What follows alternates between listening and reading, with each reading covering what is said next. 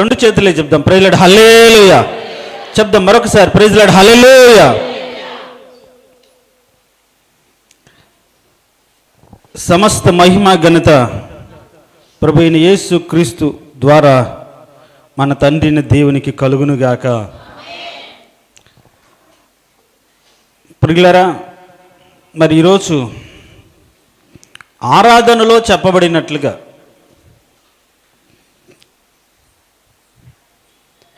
అపవాది క్రియలు లయం చేయడానికి ప్రభు అయిన యేసుక్రీస్తు లోకానికి వచ్చినట్లుగా లేఖనం చెప్తుంది.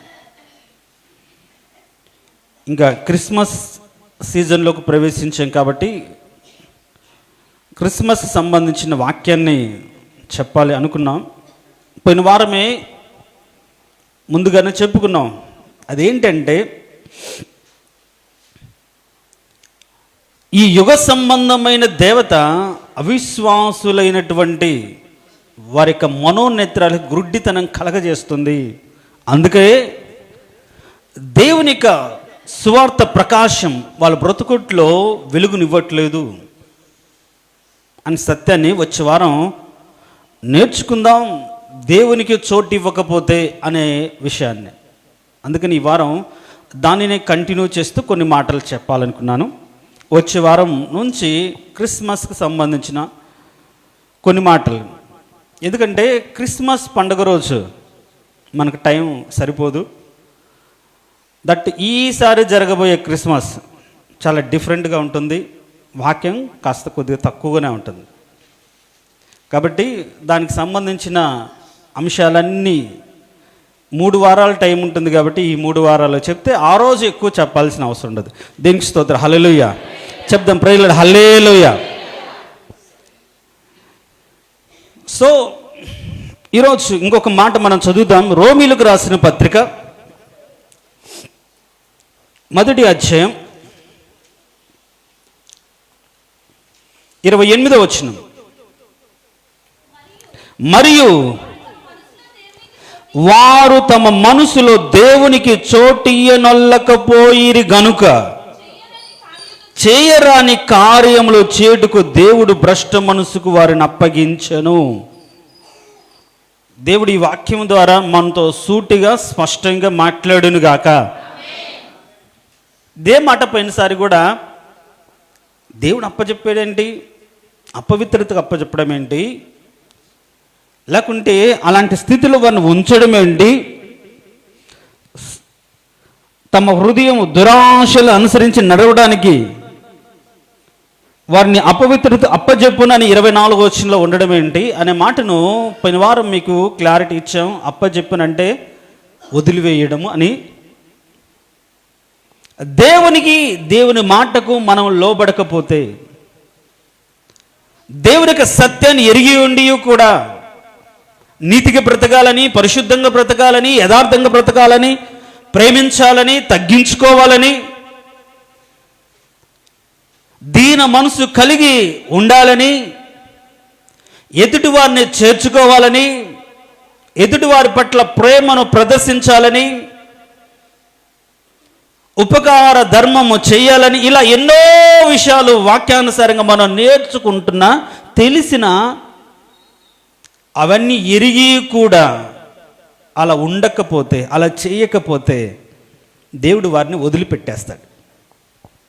ఎప్పుడు ఊరికంటే వాళ్ళు తమ తప్పు తెలుసుకుని తిరిగి దేవుని సన్నిధిలోకి వచ్చేంత వరకు. సో ఈరోజు నేను చెప్పాలనుకున్న మాట ఏంటంటే, ఒకవేళ ఒక వ్యక్తి దేవునికి చోటు ఇవ్వకపోతే ఏం జరుగుతుంది? సో ఎలాగూ మనం క్రిస్మస్ సీజన్లోకి వచ్చాం కాబట్టి ఆయనకు ఈ లోకంలో సత్రములో స్థలము లేనందున అని రాయబడింది. ఆకాశ మహాకాశాలు ఆయన చేతి పనులే, ఈ సృష్టి ఆయన సృష్టించిందే, కానీ ఆయనకు చోటు లేదు ఆయన రావడానికి. సత్రంలో కూడా లేకపోతే ఎక్కడికి వెళ్ళారు? పశువుల పాకలోకి వెళ్ళారు.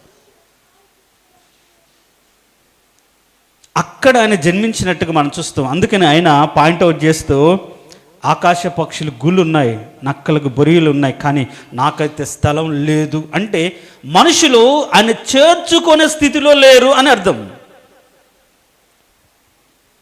అందుకనే ఒకవేళ చేర్చుకున్న అవసరాలు తీర్చేవాడిగానో, ఆపదల ముక్కుల వాడిగానో, ఆపద వస్తే ప్రభువా తండ్రి అనే వాడిగానో, కోరికలు తీర్చేవానిగానో అలా చేర్చుకుంటారు. అభివృద్ధి కావాలంటే దేవుడు కావాలి, ఆశీర్వాదం కావాలంటే దేవుడు కావాలి, ఈ లోకంలో అన్నం లేకుంటే పోషణ కావాలంటే దేవుడు కావాలి. అంతేకాని దేవుని ఎరిగి ఉండి అని అదృశ్య లక్షణాలు, నిత్య శక్తి, పరిశుద్ధతను ఎరిగిన వారిగా ఎరిగి అని దేవునిగా మహిమపరచలేదు. దేవుణ్ణి ఎరిగిన వారు దేవునిగా, ఆయన నిత్య శక్తి, పరిశుద్ధత, నీతి దానిని ఎరిగి ఆ విధంగా మహిమపరచాలి. అలా మహిమపరచనందున మనం ఎట్లా మహిమపరుస్తుంది? దేవుడు నాకు ఈ కార్యం చేశాడు, దేవుడు నాకు స్వస్థతనిచ్చాడు, దేవుడు నన్ను ఇలా అభివృద్ధి పరిచాడు, దేవుడు నన్ను ఈ విధంగా కాపాడాడు అని ఆయన చేసిన కార్యాలను బట్టి సాక్షాత్కరంగా మనం చెప్పిన దానికి ఆయన మహిమ కలుగుతుంది అన్ని అనుకుంటాము. కానీ వాస్తవం అది కాదు. ఆయన పరిశుద్ధుడు కదా, నువ్వు పరిశుద్ధంగా బ్రతుకుతే, ఆయన నీతిమంతుడు కదా, నువ్వు నీతిగా జీవిస్తే అది ఆయనకి మహిమ. బైబిల్లో నీతిమంతుల మీదను అనీతిమంతుల మీద ఆయన వర్షాన్ని కురిపిస్తాడండి. ఉద్యోగం రావాలంటే నువ్వు పరిశుద్ధుడిగానే ఉండాల్సిన అవసరం లేదు, కష్టపడి చదివితే చాలు. మనకంటే అన్యజనులు డెడికేటెడ్గా కష్టపడి రెయిన్బోలు కష్టపడి మంచి మంచి ఉద్యోగాలు, మంచి మంచి స్థానాలను వాళ్ళు సంపాదించుకుంటున్నారు. కష్టపడిన దాన్ని బట్టి మాకు స్థితి వస్తుంది. వాస్తవమే, అది దేవుడు నిర్ణయించాడు. ఆ మాట ఉంది బైబిల్లో. నరులు తమ కష్టార్జితం చేత సుఖపడుట దేవుడు ఇచ్చు బహుమానం, అది వారికి భాగ్యము, అది దేవుని వలన కలిగిందని అంటారు. కాబట్టి ఎవరు కష్టపడినా వారు సుఖపడతారు. పిల్లలకి చెప్తాం, డిగ్రీ చదివే పిల్లలు, అయ్యా ఒక 4 ఏళ్ళు విచ్చలవిడికి తిరగకుండా డెడికేటెడ్గా కష్టపడి మీరు చదువుకుంటే రాబోయే 40 సంవత్సరాలు సుఖంగా ఒక గౌరవంగా బ్రతుకుతారని చెప్తాం. వినరుగా? ఈ టీనేజ్లో ఈ 4-5 ఏళ్ళు ఇచ్చలవిడిగా తిరిగి బాధ్యత లేకుండా, బరువులు లేకుండా, గోల్ సెట్టింగ్ అంటూ ఏమీ లేకుండా తిరిగి తర్వాత ఏం చేస్తారు? ఉద్యోగం సజ్జం లేకపోతే చేసుకున్న తర్వాత అది తిట్టిద్ది, ఉంటుంది లేక వదిలిపోయిద్ది, ఏదో ఒక పని చేయాల్సి వస్తుంది. అదే ఇప్పుడే ఒక 4-5 ఏళ్ళు యవన వయసుకు వచ్చిన తర్వాత 25 ఏళ్ళ లోపు కష్టపడి ఒక ఉద్యోగం తెచ్చుకుంటే మంచి భార్య, ఇల్లు, హోదా, గౌరవం అన్నీ ఉంటాయి. కాబట్టి కష్టపడితే ఫలితం ఉంటుంది. కానీ దేవుని కృప ఈ లోకంలో ఒకవేళ ఆనందంగా ఉండొచ్చేమో, కానీ పరలోకంలో వెళ్ళడానికి అవకాశం లేదు. ధనవంతుడు పరలోక రాజ్యం చేరడం అసాధ్యం. ధనవంతులకి లోకంలో ఉండొచ్చేమో, కాబట్టి మనం కష్టపడిన దాన్ని బట్టి కాదు, దేవుని ఎరిగిన దానిని బట్టి, ఆయన ఏమయ్యున్నాడో అని తెలుసుకున్న దానిని బట్టి ఆయన మహిమపరచాలి. ఆ విధంగా మన జీవితాన్ని మనము కాపాడుకోవాలి, ఆ మార్గంలో నడవాలి. అందుకనే దేవుని మహిమపరచడం అంటే ఏంటి, క్రియల ద్వారా దేవుడు మహిమపరచబడతాడో కూడా మీకు చాలా క్లియర్గా చాలా విషయాలు మీకు చెప్పాను. దేనికి స్తోత్రం, హల్లెలూయా చెప్దాం, ప్రేయర్ లార్డ్, హల్లెలూయా. అయితే అలా మహిమ పరచకుండా ఉంటే, దేవుని లాగా దేవుడు కోరుకున్నట్లుగా, దేవుడు ఆశించినట్లుగా ఒక వ్యక్తి దేవునికి స్థలం ఇవ్వకపోతే వాడి జీవితం ఏమైపోతుందో ఈరోజు మీకు చాలా స్పష్టంగా క్లియర్గా చెప్పాలని ఆశపడుతున్నాను. ఇంకొక మాట ఉంది. మీరు ఎఫెసీలకు రాసిన పత్రిక 4వ అధ్యాయం 27వ వచనం అనుకుంటాను, చదవండి.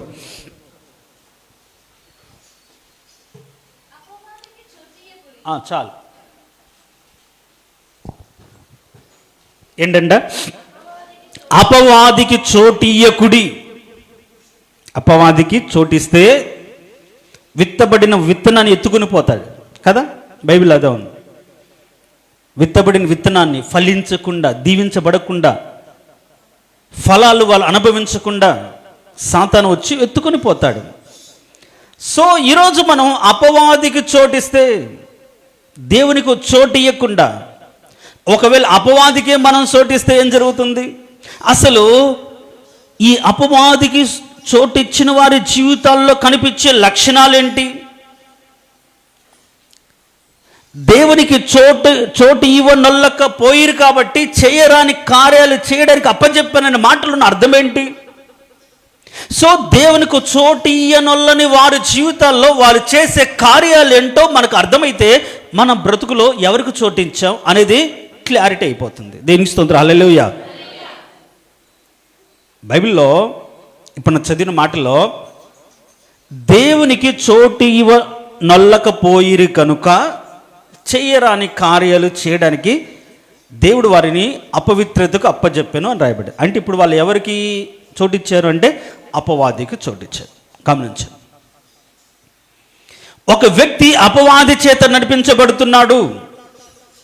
మనకు తెలిసిన సత్యం ఏంటంటే దెయ్యం పడితే, దెయ్యం బయటపడితే వాళ్ళలో ఒక ప్రత్యేకమైన లక్షణాలు ఊగిపోవడమో అని అట్లా అనడమో, ఇంకొకటి ప్రదర్శించడమో, లేకుంటే వాళ్ళ హావభావాలు చాలా తేడాగా ఉండడమో, గిలగిలా కొట్టుకోవడమో, లేకుంటే వాక్యంలో బైబిల్లో కూడా ఒక వ్యక్తి, దయ్యం పట్టిన వ్యక్తి నోట్లోంచి నురుగు కార్చడమో, ఎక్కడ పడితే అక్కడ పడిపోవడమో, ఇవన్నీ కూడా దయ్యము పట్టిన వారి లక్షణాలు బైబిల్లో చాలా క్లారిటీగా ఉన్నాయి, క్లియర్గా ఉన్నాయి. అయితే అలా దయ్యము పట్టిన వారిని ఒకవేళ మనం ప్రార్థన ద్వారా ప్రార్థన చేస్తే ఆ దయ్యం వదిలిపోతుంది. యేసు ప్రభు గద్దించగానే వదిలిపోయిందా లేదా? మూగ దయ్యం పట్టిన దయ్యాన్ని గద్దిస్తే లేచాము మాట్లాడింది. అంటే పైకి కొన్ని దయ్యాలు పైకి బయటపడతాయి, ప్రదర్శిస్తారు. సో దాన్ని బట్టి దయ్యం పట్టిన వ్యక్తిని మనం గుర్తించగలుగుతాం. అయితే బైబిల్ ఒక మాట ఉంది, సాతానే ఏం చేస్తున్నాడు? వెలుగుదూతగా నీతి పరిచారకుని వేషం వేసుకొని అనే మాట ఉంటుంది. మీరు కానీ కొరింథీయులకు రాసిన 2వ పత్రిక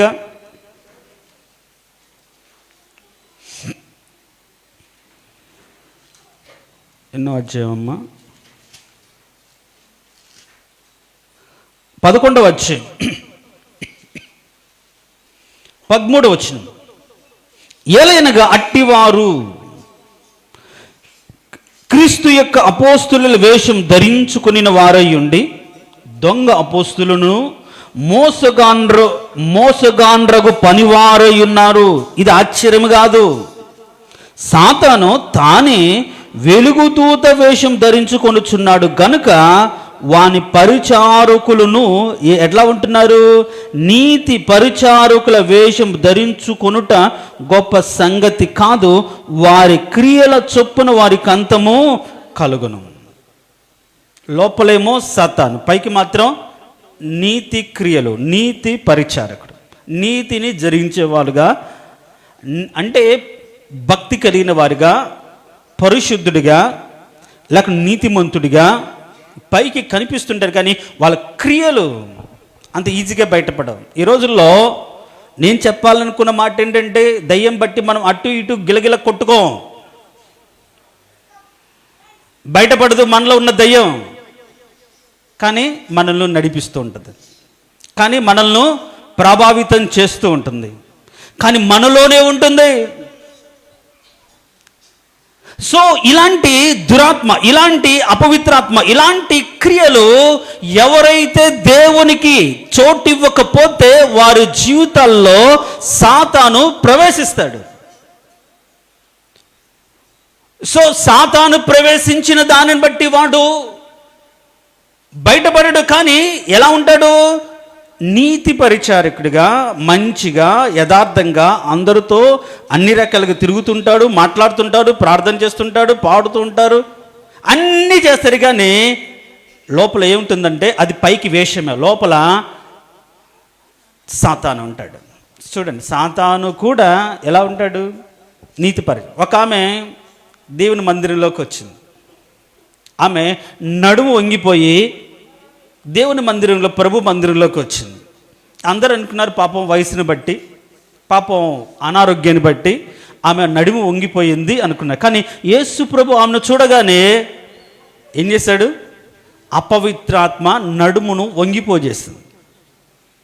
ఎప్పుడైతే గద్దించాడో అది వదిలిపోయిందో ఆమె లేచి చక్కగా నిలబడి దేవుని మహిమపరచను రాయబడింది. దేవునికి స్తోత్రం. హల్లెలూయా చెప్దాం. ప్రైజ్లాడా హల్లెలూయా. ఆమె మందిరానికి రావట్లేదా? మందిరానికి వచ్చి దేవుని స్తుతించట్లేదా? ప్రార్థించట్లేదా? గణపరచట్లేదా? ఆరాధించట్లేదా?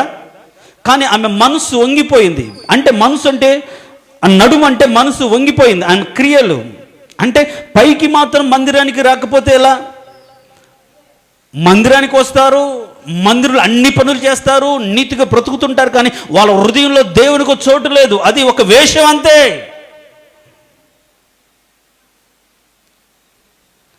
ఇంకా మీరు కానీ చూడండి, మార్కు సువార్త మొదటి అధ్యాయం, మార్కు సువార్త మొదటి అధ్యాయం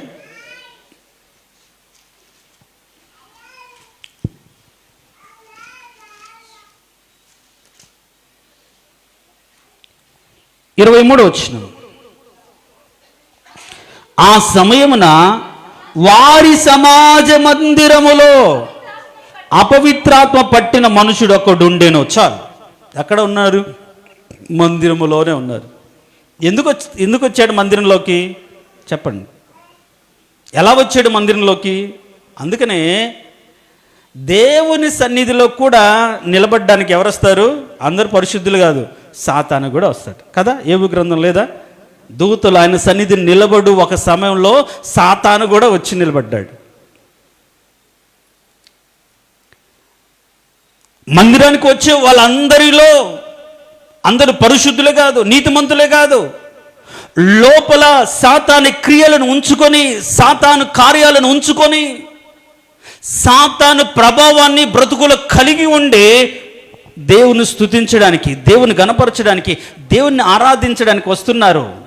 ఇక్కడ కూడా ఒక సమాజ మందిరంలో అపవిత్రాత్మ పట్టిన ఒకడు ఉండెను. ఎక్కడ? మందిరంలోనే వచ్చాడు, దేవుని స్తుతించాడు, దేవుని గణపరిచాడు. ఎలా? ఆ అపవిత్ర ఆత్మతోనే. అక్కడ కూడా నడుము వంగిపోయిన స్త్రీ సమాజ మందిరంలో ఉండేను. ఇళ్ళల్లో కాదు, మందిరాల్లోనే. ఇవన్నీ నేను ఎందుకు చెప్తున్నానంటే,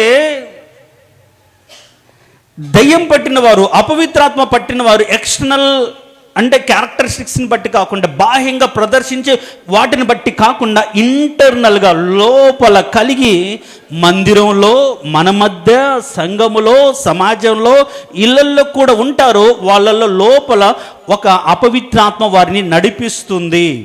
ఈ సత్యాన్ని మీరు గమనించాలి. అపవాది క్రియలు అంటే అరవడం, కేకలు పెట్టడం, మాటల్లోకి రావడం, లేకుంటే ఇది కాదు. వాడి క్రియలు వేరు. వాడి క్రియలు ఏంటంటే నీతిని జరిగించకుండా ఉండటం, సత్యాన్ని అనుసరించకుండా ఉండటం. సో ఇవన్నీ కూడా చెప్తాను. అయితే ఎప్పుడు ఈ క్రియలు వాళ్ళ జీవితంలోకి వస్తాయి అంటే, ఎప్పుడైతే మనం దేవునికి చోటు ఇవ్వకపోతే సాతాను వస్తాడు. ఏంటంట? దేవుని యొక్క మాటకు, దేవుని యొక్క వాక్యానికి, దేవుని యొక్క సత్యానికి మనం విధేయత చూపకుండా, లోపడకుండా ఉంటే అప్పుడు సాతాను మన హృదయంలో జొరబడి మన బ్రతికినంత కాలం పైకి ఆరాధిస్తామేమో, పైకి స్తుతిస్తాము, కానీ హృదయంత రంగాల్లో ఎక్కడ కూడా దేవునికి లోబడకుండా, ఎక్కడ కూడా దేవుని చిత్తాన్ని జరిగించకుండా, పైకి మాత్రమే భక్తులుగా ఉండే ఒక వేషం ధరించుకొని మనము మనుషుల మెప్పు కోసం, లేకుంటే మన ఘనత కోసం బ్రతికే వారిగా సాతాను మన హృదయంలో, మన జీవితాల్లో ఉండి పైకి మాత్రమే భక్తి గల వారిగా చేస్తుంది.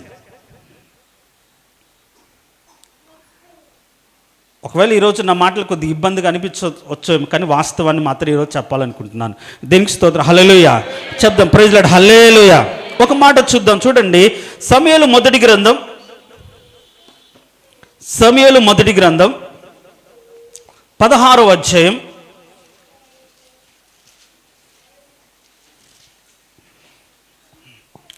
14 వచ్చింది.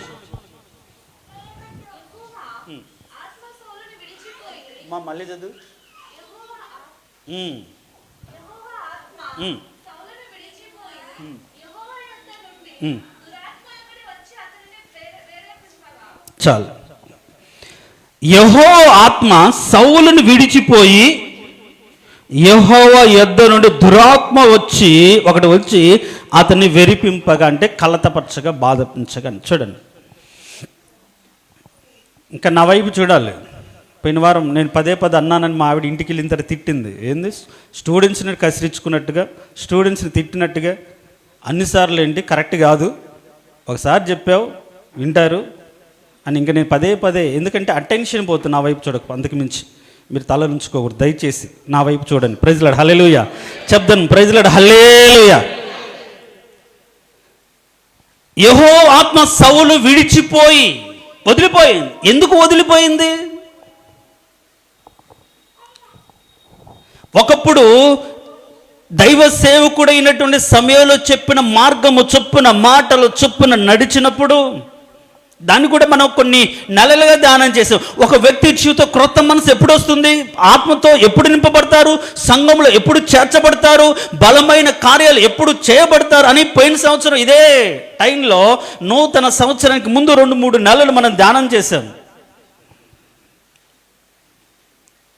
సమాధి దాటి రావడం, ప్రవక్తలతో కలిసి ఉండడం, ఇవన్నీ కూడా మనం ధ్యానం చేశాం.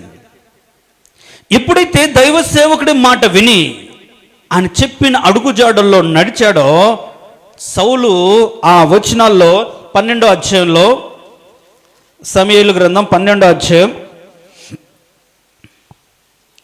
10వ అధ్యాయం చూడండి, 9వ వచనం. అతడు సౌలు యొద్ద నుండి వెళ్ళిపోవను తిరుగుగా దేవుడు అతని క్రొత్త మనసు అనుగ్రహించెను. ఆ దినమునే సూచనలు కనబడెను. అంత మాత్రము కాకుండా వారు కొండల దగ్గరకు వచ్చినప్పుడు ప్రవక్తల సమూహం అతని ఎదురుపడగా దేవుని ఆత్మ బలముగా అతని మీదకి వచ్చెను కనుక అతడు వారి మధ్య ఉండి ప్రకటన చేయుచుండెను అని రాయబడింది. దేవునికి స్తోత్రం, హల్లెలూయా.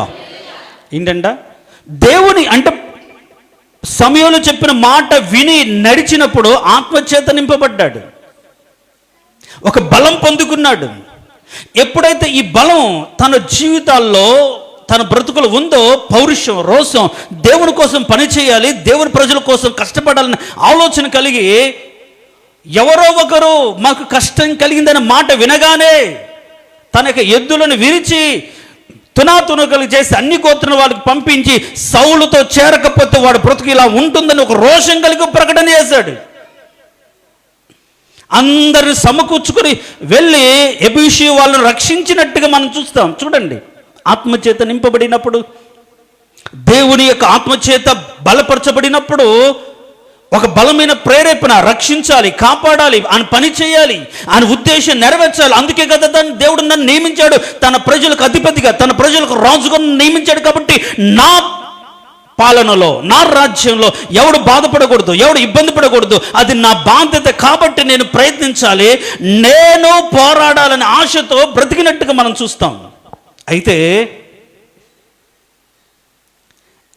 దేవుని మాటకు లోబడకుండా, దైవ సేవకుని మాటకు లోబడకుండా, చెప్పిన మాట వినకుండా, సొంతగా ఒక స్థాయి వచ్చిన తర్వాత తన సొంత ఇష్టము చొప్పున నడుచుకున్న దాన్ని బట్టి దేవుని ఆత్మ అతని నుంచి వదిలిపోయింది. దేవునికి స్తోత్రం, హల్లెలూయా. ఒకసారి తప్పు చేశాడు, దేవుడు రెండో అవకాశం ఇచ్చాడు. నువ్వు మొదట వినలేదు, ఇప్పటికైనా ఆయన మాట విను.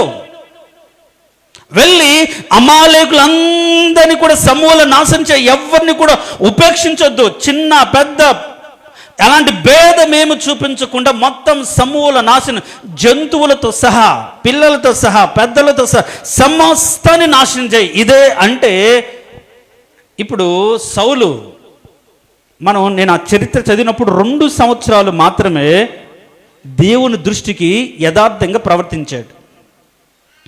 ఎన్ని సంవత్సరాలు? 2 సంవత్సరాలు. అని పరిపాలించింది 40 సంవత్సరాలు. ఈ 2 సంవత్సరాల కాలంలో మొదట తన దగ్గరకు జస్ట్ 600 మందే వచ్చారు. కాబట్టి ఆ టైంలో భయపడ్డాడు. దాని తర్వాత 6 లక్షల కాల్బలాన్ని తనతో కూడా సైన్యంగా చేర్చుకున్నాడు. అక్కడ రాయబడి ఉంటుంది, తను కనబడిన పరాక్రమం కలిగిన ప్రతి ఒక్కరిని, బలం కలిగిన ప్రతి ఒక్కరిని తనతో చేర్చుకున్నాడు. సో ఇప్పుడు ఒక బలవంతుడైపోయాడు. ఎవరి మీదికైనా సరే వెళ్ళి యుద్ధము చేయగలిగిన క్యాపబిలిటీ లేకపోతే శక్తి సంపాదించుకున్నాడు. ఎందుకంటే ఒకప్పుడు 600 మంది ఎక్కడ, ఇప్పుడు 6 లక్షల మంది ఎక్కడ. 2 ఏళ్లలో దేవుడు అంతగా అతన్ని విస్తరింపజేశాడు, బలపరిచాడు, ఒక సామర్థ్యాన్ని పెంచుకోగలిగాడు. ఎప్పుడైతే సామర్థ్యం పెరిగిందో, బలం పెరిగిందో, తన చుట్టూ చేరి నువ్వు చాలా గొప్పవాడవు అనే భజన పెరిగిందో, ఇంకా దేవుడి మాట వినడం మానేశాడు. అందుకని మనం కాస్త హెచ్చించబడ్డప్పుడు చాలా జాగ్రత్తగా ఉండాలి, దీవించబడ్డప్పుడు చాలా జాగ్రత్తగా ఉండాలి, దేవుడు ఒక స్థాయి ఇచ్చినప్పుడు చాలా జాగ్రత్తగా ఉండాలి. ఇది ఆయన కృప వలన కలిగిందని ఆలోచన మర్చిపోయి ఇది నా జ్ఞానము, నా తెలివి, నా కష్టార్జితం అనే ఆలోచనలకు వస్తే వాళ్ళ బ్రతుకులో దేవుని కృప, దేవుని ఆశీర్వాదం వదిలిపోతుంది. ప్రియ దేవుడి సంఘం, ఒకవేళ నీకున్న స్థితి అది దేవుని కలిగిందనే ఆలోచనతోనే కృతజ్ఞతాపూర్వకంగా ఎప్పటికప్పుడు దేవ ఈ స్థితి నాకు ఇచ్చావు, నీకు స్తోత్రం అనుకుంటూ మనం బ్రతకాలి తప్ప నేను, నాది, నేను సంపాదించుకున్నాను అనే ఫీలింగ్ నీ బ్రతుకులకు రాకూడదు. అలాంటి దుష్ట ఆలోచన మనం చేయకుందుముగాక. అలాంటి ఆలోచన మనలోంచి దేవుడు తీసివేయడుగాక. చూడండి, 6 లక్షల కాల్బలాన్ని తను సంపాదించుకున్న తర్వాత దేవుడు చెప్పాడు, వెళ్ళి వాళ్ళ సమూల నాశనం చేయంటే వినలేదు. మనుషుల మాట విన్నాడు. మనుషుల మాట విని తను ఏదో చేసినట్టుగా ఒక శిలాఫలకాన్ని, విజయ చూసుకున్న శిలాను ఆయన నాటినట్టుగా మనం చూస్తాం. నేను నెరవేర్చి తిని అన్నాడు, సగమే చేశాడు, కొంతే చేశాడు, చెప్పిన పని చెప్పినట్టుగా పూర్తిగా నెరవేర్చలేదు. ఇంకా దేవుడు బాధపడ్డాడు, దుఃఖపడ్డాడు. ఇంకా ఎప్పుడైతే దేవుని మాట మనం వినకుండా 1కి 2 సార్లు మనం హెచ్చరించిన, 1కి 4 సార్లు అనేక పద్ధతులు, అనేక ఆలోచనలు, అనేక మనుషులు, అనేక సంఘటనల ద్వారా నువ్వు చేస్తున్నది తప్పు తప్పు, ఇలా ఉండకూడదు, ఇలా ఉండకూడదు, ఇలా చేయకూడదు అని దేవుడు హెచ్చరించిన ఆ వ్యక్తి అర్థం చేసుకోకుండా, ఆ వ్యక్తి దేవునికి ఉద్దేశాన్ని తెలుసుకోకుండా, ఆ వ్యక్తి తన ఇష్టాన్ని నెరవేర్చుకోవడానికి ఇప్పుడు పెద్దవాడయ్యాడు కాబట్టి, ఇప్పుడు గొప్పవాడయ్యాడు కాబట్టి, ఒకవేళ నా పరువు పోతుంది అలా ఉండకూడదని తన ఇష్టాన్ని నెరవేర్చుకోవడానికి ప్రయత్నిస్తే దేవుడు ఆ వ్యక్తిని వదిలిపోతాడు. 1కి 2 సార్లు చెప్పాడు సౌలుకు, వినలే. ఇది 15వ అధ్యాయంలో జరిగింది. ఇప్పుడు ఈ 15వ అధ్యాయంలో 16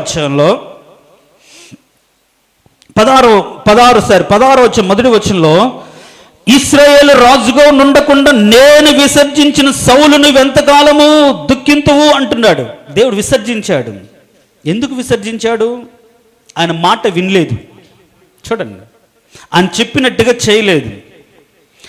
ఆయన చెప్పినట్టుగా చేయకుండా తనకు తోచినట్టుగా చేశాడు, తనకు నచ్చినట్టుగా చేశాడు, ప్రజలు మెచ్చేటట్టుగా చేశాడు. ఎక్కడైనా సరే దేవుడు చెప్పినట్టుగా చేయలేదు. చూడండి, ఒకవేళ నేనంటాను ఈరోజు నీకు స్థాయి పెరిగి, ఒక స్థితి పెరిగి, ఒక మంచి స్థానంలోకి వచ్చి సుఖవంతమైన జీవితంలోకి వచ్చిన తర్వాత దేవుని చిత్తాన్ని గమనించకుండా ఇది నాకు తెలుసులే, ఇదేముందిలే, నేను చేస్తున్నాను కదా, ఏదైనా ఒకటే కదా, ఎలాగైనా ఒకటే కదా అని ఆలోచన నీ బ్రతుకులోకి వస్తే దేవుడు నిన్ను వదిలిపెట్టేస్తాడు. ఏ స్థితిలోనైనా సరే, నేను చెప్తాను కదా, ప్రాణము పోయే చివరి క్షణం వరకు కూడా దేవుని చిత్తమే మన బ్రతుకులో నెరవేర్చబడాలి. దేనికి స్తోత్రం, హల్లెలూయా. ఆయన కోసమే బ్రతుకుతున్నట్లుగా మనం బ్రతకాలి. స్థాయి పెరిగిపోతే ఇంకా నీ ఇష్టానుసారంగా ప్రవర్తిస్తావా? నీకు తెలిసినట్లుగా నువ్వు ఉంటావా? దేవుని చిత్తాన్ని నెరవేర్చవా? ఇప్పుడు నిన్ను అడిగేవాళ్ళు లేరు కాబట్టి, చెప్పేవాళ్ళు లేరు కాబట్టి నీకు తోచినట్టుగా నువ్వు చేస్తావా? అయితే దేవుడు నీతో కూడా ఉండడు. దేవుడు అందుకని మనం చెప్పుకున్నా వాడిని వదిలేస్తాడు. అందుకని నేను విసర్జించిన, నేను వదిలిపెట్టిన, నేను ఇంకా అతన్ని తీసివేసిన అని ప్రభువు సమూయేలుతో చెప్తున్నాడు. ఎందుకు తీసివేశాడు?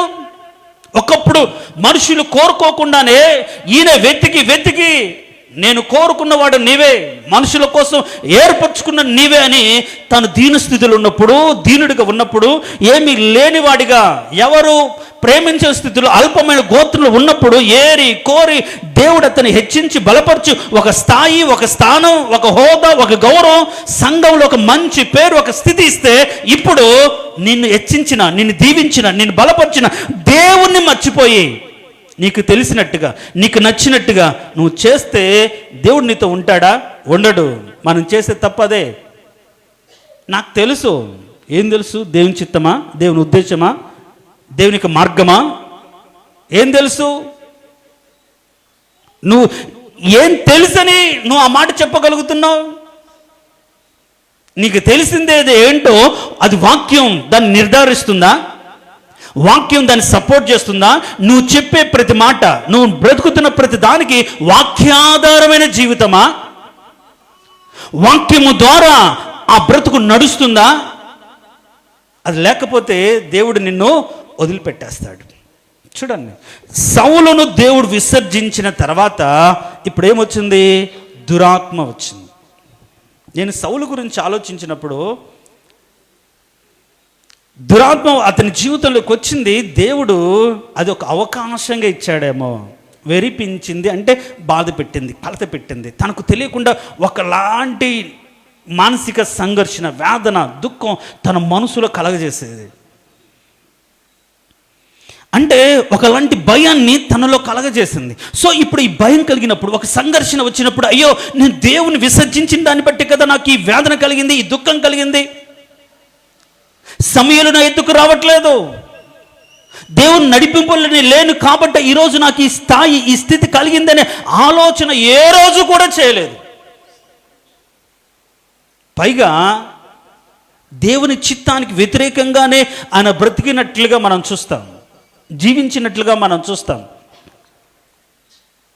చూడండి, ఒక కష్టం నీ బ్రతుకులకు రాగానే, ఒక బాధ నీ బ్రతుకులకు రాగానే, ఒక దుఃఖం నిన్ను వెంటాడగానే నువ్వు ఫస్ట్ ఆఫ్ ఆల్ నువ్వు చేయాల్సింది ఏంటంటే, ఒకవేళ నేను ఏ తప్పిదం చేసిన దాన్ని బట్టి, ఏ విషయంలో నేను మార్గం తప్పిపోయిన దాన్ని బట్టి ఇది జరిగింది, నన్ను విసర్జించే కదా వారు తమను తాము బాధ తెచ్చుకున్నారని ఇర్మీయా గ్రంథం 3వ అధ్యాయంలో ఉంది. నేను వారిని మార్గంలో నడిపించుచుండగా వాళ్ళు మార్గం తప్పిపోయారు కాబట్టి శ్రమ దుఃఖానికి కారణమైందని బైబిల్ చెప్తున్నప్పుడు, నీ శ్రమకు, నీ దుఃఖానికి కారణం ఏంటి? ఆయన మార్గంలో నడిపిస్తున్నప్పుడు, ఆయన సత్యాన్ని బోధిస్తున్నప్పుడు ఏ మార్గంలో నడవకుండా ఎక్కడ తొలగిపోయాను, ఏ మార్గంలో వెళ్ళిపోయాను ఫస్ట్ ఆఫ్ ఆల్ నువ్వు పరిశీలించాలి. అంతేకాని వెళ్ళిపోకూడదు ఎక్కడికంటే అక్కడికి. శ్రమ కలిగిన దినాన నువ్వు దేవుని సన్నిధిలో కనిపెట్టి ప్రార్థన చేయాలి. అయ్యా ఎందుకు వచ్చింది, ఎందుకు జరిగింది ప్రభు నా జీవితంలో, ఎందుకు వచ్చింది ప్రభు నా జీవితంలో అని నువ్వు దేవుని సన్నిధిలో ప్రార్థన చేస్తే ఆయన నీకు నువ్వు చేసిన తప్పిదాన్ని, నువ్వు చేసినటువంటి క్రియలను తెలియజేసినప్పుడు అప్పుడు ఒప్పుకొని వదిలిపెట్టిన తర్వాత నువ్వు మనశ్శాంతిగా అంటే మనస్ఫూర్తిగా బ్రతకగలుగుతావు. దేనికి స్తోత్రం, హల్లెలూయా. కానీ సౌలు జీవితంలో దురాత్మ వచ్చి చేరి అతన్ని బాధ పెడుతుంది. ఈ బాధలో ఈయన ఇష్టానుసారంగా ప్రవర్తించడం మొదలుపెట్టాడు. చూడండి, ఇప్పుడు మొదటి నుంచి చెప్పుకున్న మాట ఏంటంటే, ఒక వ్యక్తి దురాత్మ చేత నడిపించబడితే పైకి కనిపించడు, పైకి ఆ లక్షణాలు కనిపించవు, కానీ నడిపించబడితే ఏం చేస్తాడు అంటే, మొట్టమొదటిగా కోపము, అసహనము, లేకుంటే ఈర్ష్య, హింసాత్మకమైన ఆలోచనలు వస్తాయి. ఏమొస్తాయంట? కోపం, ఇరిటేషన్, హింస. ఇప్పుడు చూడండి, ఆ సౌలు జీవితాన్ని మనం గమనిస్తే ఎప్పుడైతే దురాత్మ వచ్చిందో ఆ దురాత్మను పారద్రోలడానికి ఎవరు వచ్చారు? దావీదు వచ్చాడు. దావీదు వచ్చి సితార పట్టుకొని దేవుని పాటలు పాడుతూ ఉంటే, దావీదుకు వచ్చిన పాటలు ఏంటి? అంతే కదా, అంతేనా? అవి కాక నీ వేరే పాటలు వచ్చా? అడవుల్లో చేసింది ఏంటమ్మా? ఆయన కీర్తనలే కదా పాడుకుంటున్నాడు. ఒంటరినై ఉన్నప్పుడు, దుఃఖంలో ఉన్నప్పుడు, దేవా నన్ను బలపరిచేవాడవు, దీవించేవాడవు. ఇందాక పరంజ్యోతి గారు పాడిన పాట అది ఈ సంవత్సరం అంతా దుఃఖం వెంటాడింది. మా ఆవిడ విషయంలో అయితే రోగం, శ్రమ, వేదన ఈ నెలలో హాస్పిటల్కి వెళ్ళలేదు అనడానికి లేదు. ఈరోజు రోజు మార్చి రోజు ఇంజెక్షన్. అందుకని అక్కడ నేను రాసుకున్నాను, శరీర రోగం ఎంత శక్తి దోచినా నీ వాక్యమే నాకు ఔషధం అని రాసుకున్నాను. దేనికి స్తోత్రం, హల్లెలూయా. ఆ వాక్యము ద్వారానే బలపరచబడుతున్నాం, వాక్యము ద్వారానే సరే భరించడానికి, ఆ వాక్యమే నిలబడడానికి. ఎన్ని అవమానాలు ఎన్ని నిందలు వచ్చినా సరే ఆయన సత్యాన్ని బట్టి బ్రతుకుతున్నాం కంటే బలపరచబడుతున్నావు. కృంగిపోవడానికి లేకుండా, ప్రభా నీ నీతిని అనుసరిస్తున్నాను కాబట్టి, నీ సత్యాన్ని అనుసరిస్తున్నాను బట్టి ఎన్ని రోగాలు ఎన్ని శ్రమలు ఎన్ని అవమానాలు వచ్చినా సరే నీ సత్యము నన్ను బలపరుస్తుంది. అంత మాత్రమే కాకుండా డబ్బులు పోయాయి, ఫోన్ పోయింది, ఎన్నో ఆరోగ్యము పోయింది, ఇబ్బందులు. ఇలాంటి పరిస్థితుల్లో సమస్తము పోగొట్టుకుని నేను నిలిచిన, సమస్తము నాకు తిరిగి ఇవ్వగలవాడవయ్యా. సమృద్ధి ఉన్నా సంతోషం లేకపోయినా నీ సన్నిధియే నాకు చాలు.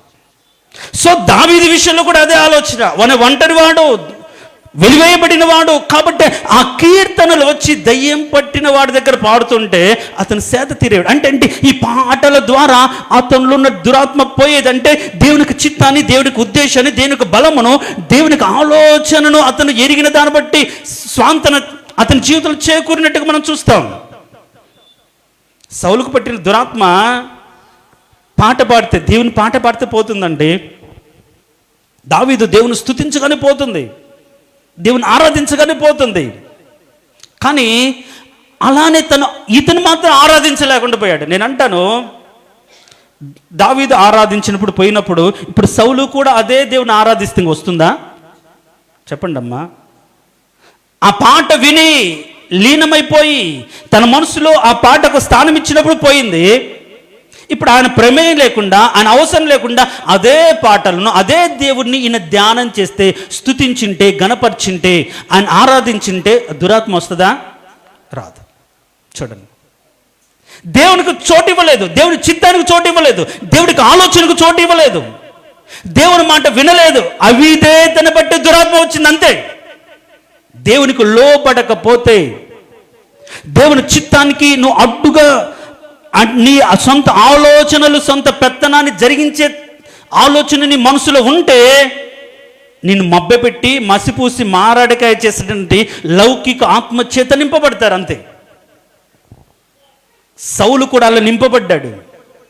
సౌలు జీవితంలో కూడా దురాత్మ వచ్చి అతను వెరిపించిందంటే, కలత పెట్టింది, బాధ పెట్టింది, దుఃఖాన్ని, వేదన కలగజేసింది. ఎప్పుడైతే దురాత్మ అతనిలోకి వచ్చిందో మనం చూస్తాం. ఒక సందర్భంలో 19వ అధ్యాయంలో బల్లెం పట్టుకొని ఇంట ఉన్నట్టుగా మనం చూస్తాం. ఇప్పుడు దురాత్మ వచ్చినప్పుడు మీరు అదే సమూయేలు గ్రంథం 19వ అధ్యాయం 9వ వచనం.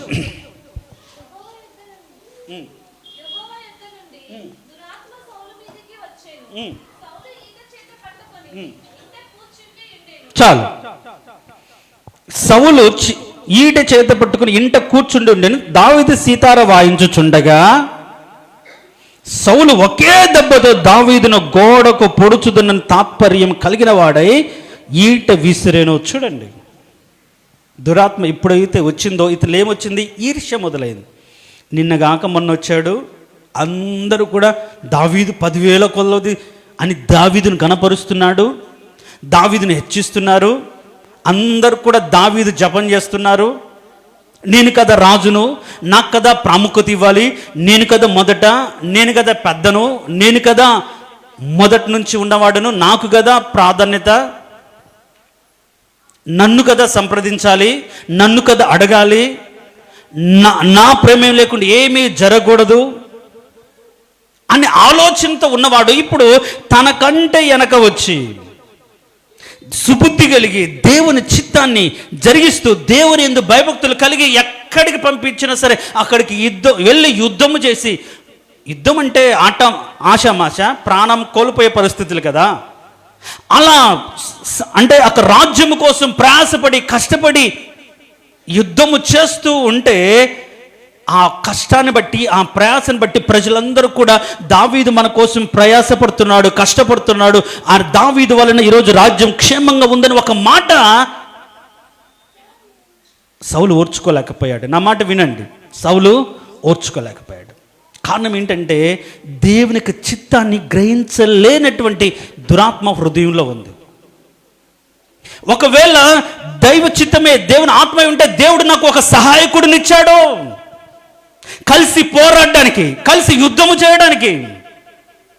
నా దేవుడు నాకు అనుగ్రహించిన ఈ యొక్క రాజ్యం కోసం ప్రయాసపడడానికి, నాతో కూడా పాలువాడుగా ఉండడానికి ఒక రాజునిచ్చి, సరే ఒక సైనికునిచ్చాడానికి ధైర్యం తన గుండెల్లో ఉండేది. దావీదుని బట్టి ధైర్యంగా ఉండగలిగేవాడు. కానీ ఇప్పుడు దురాత్మ ఇప్పుడు వచ్చిందనుకో, ఇతను నాకు పోటీ, ఇతను ఉండగా నాకు ఎవరు నన్ను పట్టించుకోరు, ఒకరోజు అందరు అతని వైపు వెళ్తారేమో, అతని చుట్టూ ఉంటారేమో అనే ఆలోచన దురాత్మ కలగజేసింది. కాబట్టి ఏమొచ్చిందంటే ఈట పట్టుకొని వాడిని చంపాలి అనుకున్నాడు. చూడండి, దేవునికి లోబడకపోతే దేవుడు వదిలిపెట్టేస్తాడు. ఎప్పుడైతే దేవుడు వదిలిపెట్టేస్తాడో సాతాను వచ్చి మన ఇంట, మన వంటిలో తిష్ట వేస్తాడు. ఎప్పుడైతే సాతాను మన వంట్లో ఉంటాడో, మన బ్రతుకులో ఉంటాడో, మన స్థానం కాపాడుకోవడానికే ప్రయత్నిస్తాం. మనం తప్పు చేసినా సరే మనుషుల ముందు గొప్పవారుగా ఉండడానికే ప్రయత్నిస్తాం. ఇప్పుడు ఈ సౌలు కూడా అంతే, దేవుని మాట వినలేదు. పైగా జనుల ముందు ఏమంటాడంటే, చూడండి 15వ అధ్యాయం 20 వచనం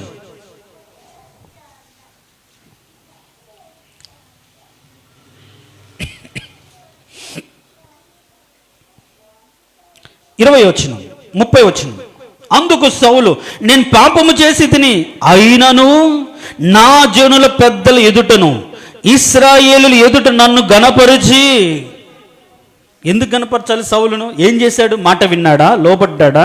చెప్పిన పని చేశాడా? కానీ ఏం చేయడు. కానీ ఏం కావాలి చెప్పండి? ఏం కావాలి? దేవుని మాటకు లోబడ్డు కానీ, దేవుని చిత్తాన్ని జరిగించడు కానీ, దేవుడు చెప్పినట్టుగా చేయడు కానీ, సంఘంలో, సమాజంలో, సొసైటీలో, కుటుంబంలో ఒక స్థాయి ఉండాలి. ఎక్కడ కూడా తన ఘనత తగ్గకూడదు. ఎవరిది ఈ ఆలోచన అంటే? సాతానదే. ప్రజలందరూ నన్ను గణపరిచేటట్లుగా నువ్వు ఉండాలి. ఎందుకంటే ఒకవేళ అలిగి సమయాలు వెళ్ళిపోయాడానికి, ఏంటి సమయాలు వెళ్ళిపోయాడు? నువ్వేమో అక్కడ ఒక శిల నాటావు కదా, దానికి బలి అర్పించడానికి యుద్ధం జరిగించి మనం జయించిన తర్వాత కూడా సమయాలు మనతో కూడా ఎందుకు ఉండలేదు అని అందరు అంటారేమో అని తను చేసిన తప్పిదాన్ని బట్టి తన గద్దించిన ఆ గద్దింపు ప్రజలకు తెలియకుండా, ఇదిగో సమయలు నాతో కూడా ఉన్నాడు. ఏం చెప్తున్నాడు? సమయలు నాతో కూడా ఉన్నాడు. ఇప్పుడు ప్రజలకు ఎలాంటి ఇండికేషన్ ఇస్తున్నాడంటే, తను లోబడలా, తను దేవుని చిత్తం చేయలా, కానీ నేను కూడా దైవ సేవకునితో కూడా ఉన్నాను, దైవ సేవకుడు నాతో కూడా ఉన్నాడు అని ప్రజలకు ఇండికేషన్స్. ఈ రోజుల్లో విశ్వాసులకు కూడా అంతే. బ్రతుకులు మార్చుకోరు, జీవితాలు మార్చుకోరు, కానీ సేవకునితో పాటు నడుస్తున్నాం అంటారు. ఇది సౌలు దయ్యం పట్టిన వారి యొక్క స్థితి. మేము ఆయన చెప్పిన పని చేస్తున్నాం కదా, సేవకుడు చెప్పినట్టుగా మేము ప్రయాసపడుతున్నాం కదా, కష్టపడుతున్నాం కదా, చేస్తారు. అందుకని మనం అక్కడ ఏం చెప్పుకున్నాం? నీతి పరిచారకుడి వేషం. లోపల ఏంటి? లోబడ్డరు. లోపల ఏంటి? దేవుని చిత్తానికి చోటు ఉండదు. దేవుడు ఏం చూస్తాడు? హృదయాన్ని కదా చూసేది. నీ హృదయం మనుషుల ముందు కాకుండా ఒంటరిగా ఉన్నప్పుడు నీ హృదయం ఎలా ఉంటుంది? నీ ఒంటరిగా ఉన్నంతసేపు దేవుని భయం కలిగి ప్రార్థన చేసుకోవడానికి, వాక్యం చదువుకోవడానికి నీ హృదయం నిన్ను ప్రేరేపిస్తుందా? పరిశుద్ధాత్ముడు అయితే నిన్ను ప్రేరేపిస్తాడు కదా. నువ్వు ఒంటరిగా ఉంటే ఎంతకాలం నీ ఫోన్స్, నీ బుక్స్, నీ ఫ్రెండ్స్ వారితో ఉండడానికి ఆలోచిస్తున్నావంటే నీ మనసులో ఎవరున్నారు? దేవునికి చోటు ఎక్కడ ఉంది? కానీ ఇదిగో ఆయన చెప్పినట్టుగా చేస్తున్నాం కాబట్టి ఆయనతో మేము ఉన్నాం. గమనించండి, సాతాను సౌలులో ప్రవేశించిన దేవుడు అతను వదిలిపెట్టినప్పటిని కూడా సౌలు సమూయేలు నాతో కూడా ఉన్నాడని ఒక ఇండికేషన్ ప్రజలకు ఎలా పంపించాడంటే పంపించాడు. తర్వాత ఇంకా రాలేదనుకోండి, వదిలిపెట్టేశాడు అనుకోండి, అది వేరే విషయం. కాబట్టి ఈరోజు సౌలు జీవితంలో సాతాను అతని బ్రతుకులకు వచ్చిన తర్వాత, దురాత్మ అతని బ్రతుకులకు వచ్చిన తర్వాత ఎక్కడ కూడా దేవునికి లోబట్ల. ఫస్ట్ ఏ విషయంలో కూడా ఇంకా ఎక్కడ కూడా దేవునికి లోబడలేదు, దైవ సేవకుని మాట వినలేదు. పైగా తను కాదని వేరే వ్యక్తిని అభిషేకించారని తెలుసుకుని అతన్ని చంపడానికి ఆలోచించాడు. ఇవన్నీ కూడా మనం అనుకుంటాం అది ఎదుటి వారికి మనస్తత్వం అనుకుంటా, కాదు, ఆ తత్వాన్ని రేకెట్టించేదే దురాత్మ. అందుకని ఇప్పుడు మిమ్మల్ని ప్రేరేపించుతున్న శక్తికి అధిపతి అని ఎఫెసీయులకు రాసిన పత్రికలో ఉంది. ప్రేరేపిస్తాడు మనకు విద్వేషాన్ని, ద్వేషాన్ని, పగను, మనకు వచ్చే ఆలోచనలకు కారణం వాడే. అందుకని దేవుడు నీకు ఆలోచన చెప్తాను, బైబిల్ చెప్తుంది, నీకు వచ్చే ప్రతి ఆలోచన అది వాక్యానుసారమా కాదా అని నువ్వు ఆలోచించుకోవాలి, పరిశీలించుకోవాలి. నీకు వచ్చిన అదే దాన్ని ఎగ్జిక్యూట్ చేయడానికి లేదు, చెప్పడానికి లేదు. నీకు వచ్చిన ఏ ఆలోచన ఇది వాక్యానుసారమా కాదా, ఇది చేస్తే దేవునికి మహిమ కలుగుతుందా లేదా అని పరిశీలించుకోగలగడమే దేవుని మనం కలిగి ఉండడం, దేవుని యొక్క ఉద్దేశాన్ని మనం కలిగి ఉండడం. అలా కాకుండా నీకు నచ్చినట్టుగా తోచినట్టుగా చేస్తే నువ్వు కూడా ఒక సౌలువే. ఆయన చెప్పాడు మొత్తం నాశనం చేయమంటే ఆయన పని కోసమే కదా బలిష్టమైన వాటిని దాచిపెట్టావు. ఎవడు అడిగాడు? నీ బ్రతుకు మారకుండా, నీ స్థితి మార్చుకోకుండా, నువ్వు లోబడకుండా ఆయన కోసం ఏదైతే ఇచ్చినా దాన్ని లక్ష్య పెట్టడం. చూడండి, అననీయ సప్పీరా పేతురు దగ్గరికి డబ్బు తెచ్చారా లేదా? తెచ్చారా లేదా? తెచ్చారు. ఇచ్చారా లేదా? కానీ చచ్చారు కదా. ఎందుకు? కొంత దాచుకున్నారు. తప్పే ఉంది? అబద్ధం ఆడారు.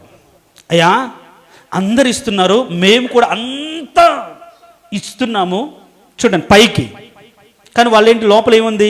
కొంత దాచుకున్నారు.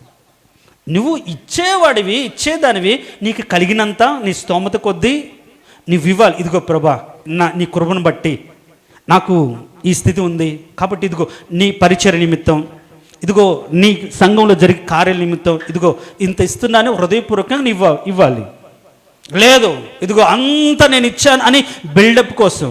అందుకని పేతురు అంటాడు, సాతాను నిన్ను ఎందుకు ప్రేరేపించను? ఆ మాట ఉందా లేదా? సాతాను నిన్ను ఎందుకు ప్రేరేపించను? కొంత దాచుకోవాలి అనేది సాతాను ప్రేరేపణ. కానీ ఇవ్వాలి. మనుషులకు ఆలోచన పైకి మాత్రం అందరికంటే నేను ఎక్కువ ఇచ్చాను, అందరికంటే నేను ఎక్కువ చేశాను. దేవుడు దాన్ని హర్షిస్తాడా? దేవుడు దాన్ని అంగీకరిస్తాడా? లేదు. ఈ ఆలోచన సాతానుదే. ఆలోచనలు మనం చాలా జాగ్రత్తగా ఉంచుకోవాలి.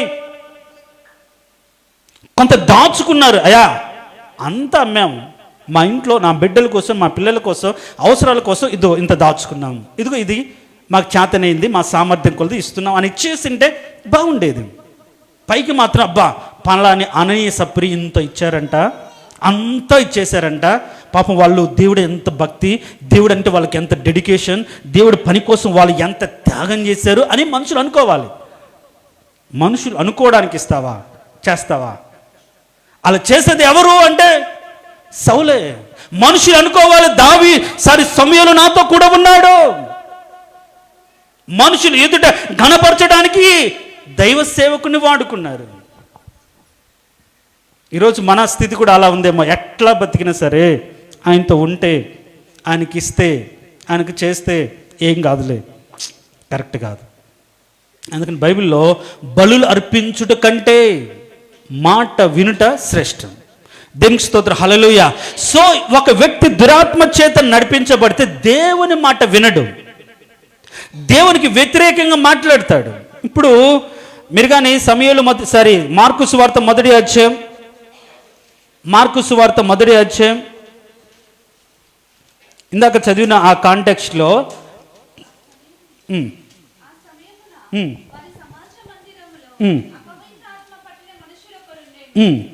ఏమంటున్నాడు? నజరేయుడగు యేసు మాతో నీకేమి, మమ్ము నశింపజేయుటకు వచ్చితివా? నీవెవడవో నాకు తెలియను, నీవు దేవుని పరిశుద్ధుడు అని కేకలు వేశాను. ఇప్పుడు చెప్పండి, ఆయన పరిశుద్ధుడు అని తెలిసినప్పుడు ఏం చేయాలి? జనరల్గా ఒప్పుకొని మనం పరిశుద్ధతలోకి రావాలి. మాకు తెలుసు. ఈ రోజుల్లో దురాత్మ పట్టిన వాళ్ళు మాట్లాడే మాకు తెలుసు, ఆ మాత్రం మాకు తెలియకుండా ఉన్నామా? మరి తెలిస్తే ఎందుకు ఒప్పుకోలేదు? తెలిస్తే ఎందుకు వదిలిపెట్టలేదు? తెలిస్తే ఎందుకు నువ్వు తగ్గించుకోలేదు? తెలిస్తే నువ్వు ఎందుకు నీ బ్రతుకును మార్చుకోలేదు? దురాత్మ పట్టిన వాళ్ళు అవే మాకు తెలిసిలేవయ్యా. యేసుప్రభు మందిరంలోకి వచ్చి, ఇప్పుడు ఆ మందిరంలో వచ్చిన తర్వాత అసలు యేసుప్రభు అతను కూడా ఏం మాట్లాడాలి. ఆయన రాగానే చూసి ఈ దయ్యం పట్టిన వాడికి ఆకలిస్తున్నాడు. నువ్వెవరో మాకు తెలుసు. ఎవరో తెలిసినప్పుడు, ఆయన పరిశుద్ధుడు అని తెలిసినప్పుడు ఏం చేయాలి? అరే, నేను అపరిశుద్ధుని, అపవిత్రాత్మతో పట్టిన వాడిని, దురాత్మ ఆలోచనతో బ్రతుకుతున్న వాడిని, ఆ దురాత్మ క్రియలు నశింప చేయడానికి కదా యేసుప్రభు ఈ లోకానికి వచ్చాడు, నా యొద్దకు వచ్చాడు, నా మందిరంలోకి వచ్చాడు, నా ఇంటికి వచ్చాడు అని ఆలోచన కలిగితే వదిలిపెట్టాలి. కానీ వదిలిపెట్టాం, దాన్ని వదిలిపెట్టాం. పైగా మాకు తెలుసు నువ్వు ఎందుకు వచ్చావో, పైగా మమ్మల్ని నశింపజేయడానికే, మమ్మల్ని బాధించడానికే. మంచి చెప్తే ఈరోజు కొందరికి కష్టం. ఏమున్నా రావాలంటావు, అన్నీ ఉంటే మేము ఎలా వస్తాం? పరుషీల నీతి కంటే మన నీతి కాస్త ఎక్కువ ఉండాలి. అన్యజనుల కంటే మనం కాస్త ఎక్కువ ఉండాలి. అన్ని కలిగినప్పుడు, అన్ని సుఖంగా ఉన్నప్పుడు కాదు నువ్వు మందిరానికి. ఏమీ లేకున్నా లేకపోయినా నా దేవుడు అని ఆరాధించిన ఆలోచన ఒక్క క్షణం ఇంట్లో నేను కుదుటగా ఉండనివ్వదు. దేవుని సన్నిధికి వెళ్ళాలనిపిస్తుంది. సో దురాత్మ పట్టినవాడు, దయ్యం పట్టినవాడు ఆ దేవునితో, దైవ సేవకుడితో ఏమంటాడంటే, నీకేం తెలుసులయ్యా, అసలు నువ్వు ఎందుకు వచ్చావు మాకు తెలుసు. మరి మాకు తెలుసు అన్నప్పుడు తెలిసిన దాన్ని బట్టి బ్రతకడం తెలియదా? నువ్వు ఏం చెప్తావో తెలుసు, ఏం చేస్తావో తెలుసు, ఏం చేయమంటావో తెలుసు, కానీ చెయ్యరు. అంటే ఎవరు ఉన్నారు లోపల? సాతాను. నువ్వు వాక్యం ఎరిగి కూడా వాక్యానుసారంగా నువ్వు బ్రతకకుండా నిన్ను అడ్డగించేది ఏంటంటే సాతాను. అందుకని నా హృదయంలో వేరొక నియమము నాకు కనపడుతుంది అని పౌలు అంటాడు. నేను మంచి చేయాలనుకుంటాను, నేను చేయాలని మంచి నేను చేయలేకపోతున్నాను. ఎందుకంటే నా శరీరంలో ఇంకొక నియమం, పాప నియమం ఉంది. అది ఆత్మ నియమంతో, నీతి నియమంతో పోరాడుతూనే ఉంది. మనం అనుకుంటాం మనస్తత్వం అని, కాదు. ఆ మనసుల్లో సాతాను పేరుకుపోయి, సాతానికి ఆలోచనలు ఇంజెక్ట్ అయిపోయి, సాతాను వాళ్ళ హృదయంలో నిలిచిపోయి, వాళ్ళ బ్రతుకులు ఉండిపోయి, పైకి భక్తిని కలిగిన వేషాన్ని ధరించుకొని లోపల మాత్రం దేవునికి లోబడకుండా, దేవుని చిత్తాన్ని జరిగించకుండా బ్రతుకుతూ ఉండడం దురాత్మ యొక్క స్వభావం. బయటపడాల్సిన అవసరం లేదు. ఎక్కడున్నారు? మందిరంలోనే ఉంటారు. ఎక్కడుంటారు? ఇళ్లలోనే ఉంటారు. ఎక్కడుంటారు? మన మధ్యలోనే ఉంటారు. కారణం ఒకటే, నువ్వు దేవుని ఎరిగినప్పుడు ఆ ప్రకారంగా నువ్వు లోబడి బ్రతకాలి. లేకపోతే సాతాను వచ్చి నిన్ను వెరిపిస్తాడు, నిన్ను కలత చేస్తాడు, బాధపడతాడు. వాడు పదే పదే నీకంటే ఒకలాంటి ఈర్ష్య నీ బ్రతుకులో కలగచేస్తాడు, ద్వేషం కలగచేస్తాడు, చంపాలని కోరికలు నీలో పుట్టిస్తాడు. వాడు ఉండగా నాకు నెమ్మది ఉండదు, నాకు మంచి జరగదు, నేను గొప్పవాడిని అవ్వలేను అనే ఆలోచన పెరిగిపోతుంది. కానీ దేవుడైతే దాన్ని పంపింది సౌలు విషయంలో, దాన్ని పంపడానికి గల కారణం ఒకటే, పాట పాడినప్పుడు దేవుని చిత్తాన్ని అంగీకరించి తెలుసుకుని మారతాడేమో, కానీ మారలేదు. తన బ్రతుకంతా కూడా మార్చుకోలేదు, వినలేదు. మనం చూస్తాం. నేను కొన్ని పాయింట్ రాసుకున్న, దాని గురించి చెప్పను. ఒకటి, ఎప్పుడైతే సౌలు జీవితంలో అపవాదికి చోటిచ్చాడో, దురాత్మ వచ్చిందో, భయపడ్డాడు, వేదన పడ్డాడు, తర్వాత ఈర్ష్యపడ్డాడు, హింసాత్మకమైన ఆలోచనలు చేశాడు. అంత మాత్రము కాకుండా సంబంధాలను కూడా దూరం చేసుకున్నాడు. ఎవరితో అంటే తన కుమారుడి మీద కోపం చూపించాడు. చూపించలేదా? ఎందుకు నువ్వు దావీదుని వెంటేసుకొని వస్తావు, దావీదు బతుకుతే నీకు రాజ్యం ఎట్టవుతుంది అని కుమారునితో సంబంధం లేకుండా చేసుకున్నాడు. తర్వాత దావీదు మీద ద్వేషం పెంచుకున్నాడు, ప్రజలకు దూరంగా బ్రతుకుతున్నాడు. చూడండి, వాళ్ళు కలవలేరు, మనుషులతో మింగిల్ అవ్వలేరు. ఒకవేళ మనుషుల మధ్యకు వచ్చినా వాళ్ళ ఆలోచనలో కూడా నన్ను గొప్పగా చూడాలి, నాకు ఒక ప్రత్యేక స్థానం ఇవ్వాలి, నన్ను ఘనపరచాలి అని ఆలోచనతోనే వస్తారు. ఒకవేళ వారి ఘనతకు వచ్చిన వాళ్ళు రిసీవ్ చేసుకోకపోతే, ఒకవేళ పట్టించుకోకపోతే వెంటనే ముఖం చిన్నబుచ్చుకొని మూతి ముడుచుకొని వెళ్ళిపోతారు. కారణం ఏంటి అంటే సౌలుకు పట్టిన దెయ్యం వాళ్ళ బ్రతుకులో ఉంది. నేను ప్రజల ముందు గొప్పగా కనిపించాలి, నేను ఎలాంటి వాడనైనా, ఎలాంటి దాననైనా. ప్రజలు నాలో ఏమీ లేదనుకోవాలి. కారణం ఏంటంటే నేను దైవ సేవకుడుతున్నాను, బలి అర్పిస్తున్నాను కాబట్టి. కరెక్ట్ కాదు. అంత మాత్రం కాకుండా ఎప్పుడైతే ఆ గర్వం తన బ్రతుకులు ఉందో ఇవన్నీ వచ్చాయి. మరి మన జీవితంలో కూడా దేవునికి చోటు ఇవ్వకపోతే చేయరాని కార్యాలు. ఇప్పుడు దేవునికి చోటు ఇచ్చింటే ఏం చేసిండేవాడు సౌలు? దేవా, నా రాజ్యాన్ని కాపాడడానికి, నీవిచ్చిన ఈ రాజ్యాన్ని క్షేమంగా ఉంచడానికి ఒక యోధుడిని నాకు తయారు చేసావు, ఒక యోధుడు నాకు ఇచ్చావు అని ధైర్యంగా ఉండేవాడు. అది లేదు, భయపడ్డాడు. ఎక్కడ రాజ్యం అతని వైపు వెళ్తుందో. ఎప్పుడు ఇచ్చాడు దేవుడు రాజ్యం? ఇతను విసర్జించబడిన తర్వాతనే కదా. అంతకుముందు దావీదు సౌలు ఎదుకు రాలేదా? అంతకుముందు సౌలు కోసం యుద్ధాలు చేయలేదా? చేశాడు. మీరు కానీ చూడండి ఒక మాట, సమూయేలు మొదటి గ్రంథం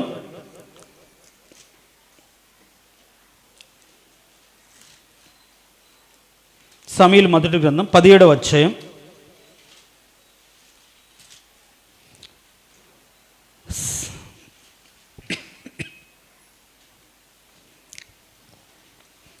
21వ వచనం, 16-21 చూడండి. అక్కడ కాదు, 17వ అధ్యాయం చదువుదాం. 17వ అధ్యాయం 18వ అధ్యాయం 18వ అధ్యాయం 5వ వచనం. దావీదు సౌలు తన పంపిన చోట్లకెల్లను పోయి సుబుద్ధి కలిగి పని చేసుకుని వచ్చిన గనుక సౌలు యోధుల మీద అతను నియమించెను. జనులందరూ దృష్టికిని సౌలు సేవకుల దృష్టికిని దావీదు అనుకూలుడై ఉండే యుద్ధము చేస్తూనే ఉన్నాడుగా. మరి ధైర్యంగా ఉండాల్సింది పోయి ఇప్పుడేంటి? ఈర్ష్యపడ్డాడు, అసూయపడ్డాడు. కాబట్టి మన జీవితంలో దేవుడు ఏర్పరచుకున్న వాడి మీద ఈర్ష్య, అసూయ, ద్వేషం మొదలవుతుందేమో. దానికి కారణం ఏంటి అంటే మన హృదయంలో ఉన్నటువంటి సాతాని క్రియలు, సాతానిక ఆలోచనలు, సాతానిక ఉద్దేశాలు. సాతాను మనల్ని ప్రేరేపిస్తున్నాడేమో. ఇంకొక మాటని మీకు చూపిస్తాను చూడండి. యోహాను సువార్త 13వ అధ్యాయం, యోహాను సువార్త 13వ అధ్యాయం 2వ వచనం. వారు భోజనము చేయుచుండగా ఆయన అప్పగింపవలెనని ఇస్కరియోతు యూదా అపవాది ఇంతకు ముందు ఆలోచన పుట్టించను. చూడండి, ఇప్పుడు యేసు ప్రభువుని అప్పచెప్పాలనే ఆలోచన ఎవరిది? సాతానుది. ఆయనకి లేదు. ఒకవేళ డబ్బు సంచిని బట్టి ఈయన మీద ఆధారపడితే సో డబ్బు వస్తుంది ఆలోచన తప్ప, ఇప్పుడైతే అప్పగిస్తే ఇంకెక్కువ వస్తాయి. అంటే ధనాశ పెరిగిపోయి సాతాను ఆలోచన పుట్టించను. దావీదులో కూడా ఆలోచన పుట్టించాడు. జనసంఖ్య రాయడానికి ఆలోచన పుట్టిస్తే యోబు మాట వినకుండా జనసంఖ్య చేసిన దాన్ని బట్టి దేవుడికి శిక్ష వచ్చింది. సాతాను ఏం చేస్తాడంటే ఆలోచనలు పుట్టిస్తుంటాడు. ఏం చేస్తాడు? మనం అనుకుంటాం, మన ఆలోచనలు అనుకుంటాం. కాబట్టి నీకొచ్చే ఆలోచన ఏం చేయాలి? అది సాతాను పుట్టించిందా, దైవికమైన ఆలోచన అని వాక్యాన్ని పరిశీలించాలి. నువ్వు చెయ్యి అని మనం ఒక పని చేసే ముందు కొన్ని ఆలోచనలు వస్తాయి. ఆలోచన లేకుండా ఎవరు ప్రవర్తించడు. కానీ ఆ ఆలోచనలు సాతానివా దేవునివా అని నువ్వు ఎరిగి ఉండి ప్రవర్తించాలి. అందుకని సరి అయిన ఆలోచన చెప్పుట దేవుని వశం. ఆయన అందుకనే మన మీద దృష్టి ఉంచి మనకు ఆలోచన చెప్తాడు. కాబట్టి నువ్వు ఒక పని చేసే ముందు ఏం చేయాలి? దేవుని సన్నిధికి వచ్చి ఆయన ఆలోచన అడగాలి. ప్రభా, ఈ పని నేను చేయాలనుకుంటున్నా, ఈ విధంగా చేయాలనుకుంటున్నా, ఇది కరెక్టే కాదా, లేకుంటే ఏంటి అని నువ్వు అడిగితే దేవుడు కాదు అవును అని చెప్తాడు. అలా కాకుండా సాతాను మన ఇష్టం కోసం, లేకుంటే మన సంతోషం కోసం, మన సుఖం కోసం, మన పెత్తనం కోసం, మన యొక్క లేకుంటే మన గొప్పవర కనిపించడం కోసం పుట్టించే ఆలోచనలు, మనకు ఆ ఆలోచనకు లోబడితే సాతాను మనలోకి ప్రవేశిస్తాడు. కింద 27వ వచనం చదవమ్మా, అదే అధ్యాయంలో. వాడు ఆ ముక్క పుచ్చుకొనగానే ఏం చేశాడు? సాతాను వానిలోకి ప్రవేశించింది. ఆలోచనలు పుట్టించి, ఆ ఆలోచన పుట్టించి లోబడగానే సాతాను వచ్చి దేవునికి విరోధమైన కార్యాలు చేస్తారు. చూడండి, ఇంకా లాస్ట్గా కంక్లూజ్గా నేనేం చెప్తున్నానంటే, ఒక వ్యక్తి అపవాది చేత, సాతాను చేత శోధించబడుతూ ఉంటే వాడు బయట పడాల్సిన అవసరం ఏమి లేదు. దయ్యం పట్టిన వాడిగా సమాజ మందిరంలో నోరుగలు కక్కుని తలలాడించి అలాంటి ఎక్స్టర్నల్ లక్షణాలు ఏం కనిపించవు. కానీ ఇంటర్నల్గా సాతాను చేసి, దయ్యమేమో సాతాను యొక్క అనుచర గణం, సాతానే వాడి బ్రతుకులోకి వస్తే మాత్రం చాలా ప్లాన్డ్గా మ్యానిపులేట్ చేస్తాడు. పైకి మంచిగా కనిపిస్తాడు, లోపల మాత్రం దేవుడి మాట అంటే లెక్క ఉండదు, దైవసేవకుల మాటకు లోబడడు, తన ఇష్టాన్ని మాత్రమే కనిపించాలనుకుంటాడు, తన పంతము మాత్రమే నెగ్గాలనుకుంటాడు. సమయాలతో గట్టి పట్టుకుని వాదించి రమ్మని చొక్క పట్టుకోగానే చొక్క ఏమైంది, చిరిగిపోయింది. అట్లా నీ జీవితం కూడా చిరిగిపోద్దని సమయాలు అన్నాడు. చూడండి, అంత మాత్రమే కాకుండా దయ్యం పట్టినవాడు, మనం 5వ అధ్యాయం మార్కు సువార్తలు చదువుతాం, తీయాల్సిన అవసరం లేదు. వాడు ఎక్కడుంటాడు, గోరీలలో ఉంటాడు. అందుకని వివేక మార్గం విడిచి తిరుగువాడు ప్రేతల గుంపుల కాపురం ఉంటుందని సామెతల గ్రంథంలో ఉంది. వాడు ఇంట్లో ఉండడు, లోక సంబంధంగా లోకస్తులు బట్టి, లోక పద్ధతులు బట్టి, లోకస్తులతో సాతాను ఇచ్చలు జరిగించి వాటి యందు ఆనందిస్తూ లోకస్తులతో ఉంటాడు. ఇంట్లో వాక్యము చదవడు, ఇంట్లో కుటుంబ ప్రార్థనతో ఉండడు, తల్లిదండ్రుల పట్ల భయభక్తులు కలిగి వాళ్ళ మార్గాన్ని అనుసరించకుండా ఎప్పుడు బయట ఉంటాడు. ఎందుకంటే వాడికి పట్టిన దెయ్యం అలాంటిది. తర్వాత వానికి ఎన్ని సంకెండ్లు వేసినా దాన్ని బంధించలేము. మనం ఎంతగా చెప్పినా, ఎన్ని రిస్ట్రిక్షన్స్ పెట్టినా, ఎన్ని కండిషన్స్ పెట్టినా, ఎంతగా నచ్చ చెప్పినా ఏది కూడా అతన్ని అది కట్టి ఉంచలేదు. వాటిని తుత్తునీలుగా చేసుకొని గోరీలలోకి వెళ్ళిపోయాడు. అంత మాత్రం కాకుండా తన్ను తాను గాయపరుచుకుంటాడు అని రాయబడింది. తన్ను తాను గాయపరుచుకుంటాడు. ఈ రోజుల్లో తమ్మును తాము లోపరుచుకుంటున్నారు, గాయపరుచుకుంటున్నారు, నశించిపోతున్నారు. వాళ్ళ యొక్క ఆలోచనలు, సాతాను వాళ్ళ జీవితాల ఆలోచనలు కలగచేసిన దాన్ని బట్టి జీవితాలను నాశనం చేసుకుంటున్నారు. సంసోను పవిత్రుడే, నాజీరు కలిగిన వాడే, పుట్టుకతోలోంచే గర్భంలోంచే పరిశుద్ధ ఆత్మ కలిగిన వాడే. కానీ దెలీలను చూసి సహవాసం చెడిన దాన్ని బట్టి ప్రభావం పోగొట్టుకుని నాశనమైపోయినట్టుగా మనం చూస్తాం. కాబట్టి ఈరోజు మనం అర్థం చేసుకోవాల్సిన మాట ఒకటే, దేవునికి మనం కానీ చోటు ఇవ్వకపోతే దురాత్మ ఆలోచనలు మన హృదయంలో ఉండిపోతాయి. ఎప్పుడైతే దురాత్మ ఆలోచనలు ఉంటే దేవుని ఆజ్ఞను లోబడరు, దేవునికి వాక్యానికి లోబడరు, దైవదాసునికి లోబడరు. పైగా వాళ్ళ ఇష్టమే జరిగించాలని తాపత్రపడతారు, మనుషుల ముందు ఘనంగా కనిపించాలని ఆరాటపడతారు. కానీ తప్పైతే తెలుసుకోరు. ఏం చేస్తాం మేము, దేవుని కోసమే కదా చేసామంటారు. అసలు అట్లా చేసే పద్ధతి అది కాదని వాక్యం చెప్తుంటే వాళ్ళు చేసేది చేసి మేము దేవుని కోసం చేస్తాం, ఇది కరెక్ట్ కాదు. అంత మాత్రమే కాకుండా మందిరంలో, సంఘంలో, కుటుంబంతో వాడు ఉండకుండా ఎప్పుడు స్నేహితులు, ఫ్రెండ్స్ అనే లోకంలోకి వెళ్తూ ఉంటాడు.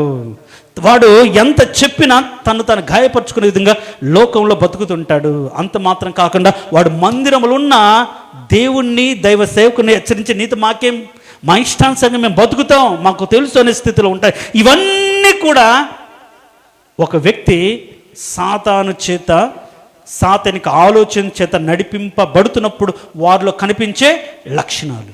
మరి ఈరోజు మనం నడిపించేది ఎవరు, మనలో ఆలోచన పుట్టించేది ఎవరు? యూదాలో సాతాను ఆలోచన పుట్టించాడు, దావీదులో ఆలోచన పుట్టించాడు. ఆలోచన వాడు, ఎందుకంటే ఇప్పుడు నడిపించుచున్న శక్తికి ఆలోచన కూడా అధిపతి కాబట్టి పుట్టిస్తాడు. కాబట్టి ఆలోచనలను కంట్రోల్ చేసుకోవాలి. అందుకని నీ ప్రవర్తన అంతటి మీదకి దేవుని అధికారానికి ఒప్పుకోవాలి. వాడు ఆలోచన ఇచ్చినా సరే దాన్ని పక్కన పెట్టి దేవుని చిత్తానికి నువ్వు లోబడాలి. అప్పుడే నువ్వు దేవుని కనపరుస్తావు. లేకపోతే సాతాను ఇచ్చలకు లోబడి పైకి మంచిడిగా బ్రతుకుతూ లోపల సాతాను యొక్క అబద్ధము, ద్వేషం, అసూయ, ఈర్ష్యతో నింపబడిన వాడిగా బతుకుతావు. కాబట్టి అలా ఉండకుండా బర్ యేసు అనే వ్యక్తి బైబిల్లో ఉంటాడు. అతను గారడివాడు, అతనికి ఒక న్యాయాధిపతి ఉంటాడు. పాపం అతనే వాక్యం చెప్పడానికి దైవసేవకులను పిలిపించుకుని వాక్యం చెప్తుంటే ఈవిడేం చేస్తాడంటే, ఎలుమ అనే వాడు ఏం చేస్తాడంటే వారు వాక్యం వినకుండా చేస్తాడు. అప్పుడు పౌలు అంటాడు, సాతాను కుమారుడా, సమస్త దుర్మార్గంతో నిండిన వాడా, దేవుడు నిన్ను గద్దిస్తాడంటాడు. అంటే దేవుడు వాక్యాన్ని వినకుండా అడ్డుపడేవారు. దేవుని చిత్తాన్ని జరిగించకుండా అడ్డుపడే వాళ్ళు ఎవరంటే సాతాను కుమారుడు, దయ్యపు కుమారుడు అని రాయబడింది. కాబట్టి ఈ క్రియలన్నీ లయపరచడానికే ప్రభుని యేసుక్రీస్తు వచ్చాడు. కాబట్టి యేసుక్రీస్తు అపవాది క్రియలు లయపరచడానికి యేసుక్రీస్తు వచ్చాడు అనే సత్యాన్ని వచ్చే వారం క్రిస్మస్ వాక్యంగా ప్రారంభించుకుని తలలు వంచండి. తలలు వంచిన మనం సుదీర్ఘమైనటువంటి ఒక వాక్యాన్ని, ఈరోజు నువ్వు ఎక్కడో ఏ స్థితిలో ఉంటే దేవుడు నిన్ను ఎన్నుకొని ఏర్పరచుకొని రాజులైన యాజక సమూహంగా నిన్ను ఏర్పరచుకొని పరిశుద్ధ జనముగా నిన్ను స్థిరపరిచి జీవ మార్గాన్ని నీకు తెలియజేసి నీవు కుళ్ళు పట్టకుండా పరిశుద్ధత నీకు అనుగ్రహించి ఒక రాజ్యాన్ని, ఒక కుటుంబాన్ని, ఒక స్థితిని, ఒక స్థానాన్ని ఇస్తే ఎలా దాన్ని కాపాడుకుంటున్నావు, ఎలా బ్రతుకుతున్నావు? పైకి మంచివాడిగా కనిపిస్తూ లోపల లోబడిన తత్వం దురాత్మతత్వం అని నువ్వు విన్నావు. ఎవరికి మంచివాడిగా కనిపిస్తున్నావు? నీ తల్లిదండ్రులకు మంచిదాన్ని కనిపిస్తూ ఇష్టానుసారంగా వేషాలు వేస్తున్నావా? నీలో దయ్యం ఉంది, అంతే. నిన్ను నడిపించేది దయ్యమే. దయ్యం పట్టినవాడు ఇంట్లో ఉండడు. ఈరోజు ఇంటి పట్టున ఉండకుండా, కుటుంబం పట్ల ఉండకుండా తాగుబోతులుగా, తిరుగుబోతులుగా, వదరుబోతులుగా లోకంలో ఇష్టానుసారంగా బతుకుతున్నారండి. వాళ్ళకి పట్టిన దయ్యాలు అలాంటివి. నువ్వు కూడా అలా పట్టిన దానిగా తిరుగుతున్నావేమో. అలా పట్టిన వాడిగా సంఘానికి, సహవాసానికి, పరిశుద్ధతకు దూరమైపోతున్నావేమో. స్నేహితులని, ఫ్రెండ్స్ అని, లోక స్నేహము దేవునికి వైరము. కాబట్టి ఈరోజు నువ్వు అట్లా ఉండకూడదు. దేవునికి చోటు ఇవ్వనొల్లకపోతే చెయ్యరాని కార్యాలు చేస్తాం. సౌలు దేవునికి చోటు ఇవ్వలేదు కాబట్టే చేయరాని కార్యాలు చేయడానికి దేవుడు వదిలేశాడు, విసర్జించాడు. ఈరోజు నిన్ను విసర్జించిన దాన్ని బట్టి నువ్వు అలాంటి కార్యాలు చేస్తున్నావేమో. సితార వాయించినప్పుడు, పాట వింటున్నప్పుడు పాటల ఉద్దేశాన్ని అర్థం చేసుకొని నువ్వు మార్చుకుంటే నీ బ్రతుకు మారిపోతుంది. అర్థం చేసుకుంటే నీ బ్రతుకు మారిపోతుంది.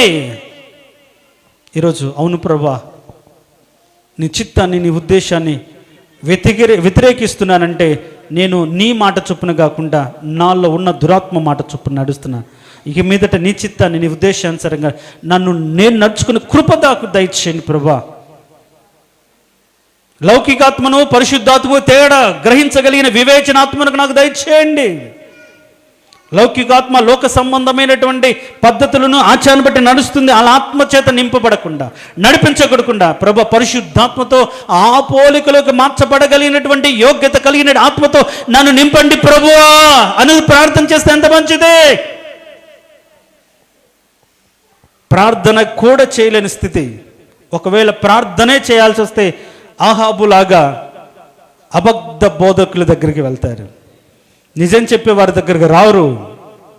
వాళ్ళకు కేవలం వాళ్ళ గురించి మంచి చెప్పే అబద్ధ బోధకుల దగ్గరికి, దురాత్మల బోధల దగ్గరికి ఆహాబు వెళ్ళినట్టుగా వెళ్తారు. కరెక్ట్ కాదు. మార్చుకుందాం, ప్రార్థన చేసుకుందాం. మహోన్నతుడా, సర్వాధికారి, జీవం కలిగిన దేవా, ఇవన్నీ కూడా ఒకరి యొక్క మనస్తత్వం అని, ఒకరి యొక్క జీవితం అని అనుకుంటాం. మీరు మనుషులందరినీ కూడా యథార్థవంతులుగా పుట్టించారు, కానీ వాళ్ళు వివిధ తంత్రములు కలిగి ఉన్నారు అని మాటలో. ఈ తంత్రాలు ఇవన్నీ కూడా సాతాను పుట్టుకతోనే, చిన్న వయసు నుంచి, బాల్యము నుండియే వాడు అలా ప్రవర్తించడానికి, వాడు అలా చేయడానికి చేస్తుంటాడు. అవును ప్రభా, యేసు ప్రభు యొద్దకు దయ్యం పట్టిన వాడు వచ్చినప్పుడు ఎప్పటి నుంచి జరుగుతుందంటే బాల్యము నుండి అన్నాడు. అంటే సాతాను క్రియలు చిన్నప్పటి నుంచే జరుగుతుంటాయి. వాడి స్వాధీనంలో, వాడి వాధీనంలో ఉంచుకొని తల్లిదండ్రులకు అవిధేయులుగా మారుస్తాడు, అనురాగహితులుగా మారుస్తాడు, సత్యానికి లోబడకుండా చేస్తాడు, దేవుని సన్నిధిలో నిలబడకుండా చేస్తాడు. చిన్నప్పటి నుంచే మీరు యథార్థవంతులకు పుట్టించినప్పటికీ వాళ్ళల్లో వివిధ తంత్రాలను వాడు కలగచేసి, లోక ఇచ్ఛలు, లోక కోరికలు, లోకంలో ఉన్న ధన ఘనతలు కలగచేసుకుంటూ పెంచుకుంటూ వస్తారు. కానీ ఒక వయసుకు వచ్చిన తర్వాత వాళ్ళు తెలుసుకొని మార్చుకొని నీవే దేవుడు ఎరిగి ఉండడమే మాకు రక్షణ ప్రభువా. ఆ చిత్తాన్ని కలిగి ఉండి మేము బ్రతుకున్నట్లుగా నీ కృప చూపించండి.